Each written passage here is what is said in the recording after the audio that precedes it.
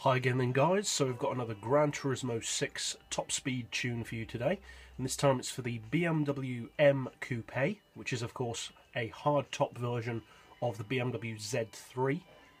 So you want your racing soft tyres as usual. For suspension we've got the ride height on 90, front and rear. Springs we've rounded up to 675 and 475. Dampers and anti-roll to 4. Camber on 2.5. Neutral toe as always. For the gearbox, we've got an auto setting of 217, then we've left the individual gears as they are, and we've got a final drive of 3. So relatively simple gearbox setup for this one. Low initial torque, high acceleration and low braking. All the power upgrades obviously, and although I haven't fitted it, I would of course recommend NOS, and obviously you want weight loss. Traction control is turned off as usual.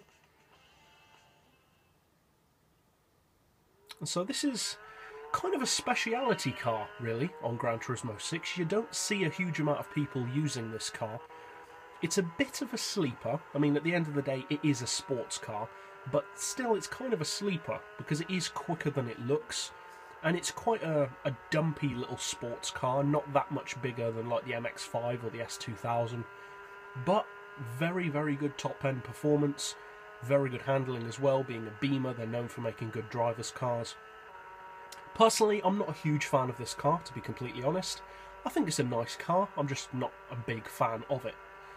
In terms of straight line performance, its top speed is very good for its power. It cruises at just over 220, it's about 221, 222 cruising speed, which is very respectable for its power. In terms of draft, it is very close to the red line, so there's not that much slipstream potential with this particular tune. So if you do plan on using this to draft up to like 260, 270, 280 miles per hour, obviously you'll want to extend that final drive a little bit more. Maybe to say 2.7 or 2.6 instead of 3. But at the moment, with this current setup, you might get 230-ish out of it, maybe 235 at best with slip.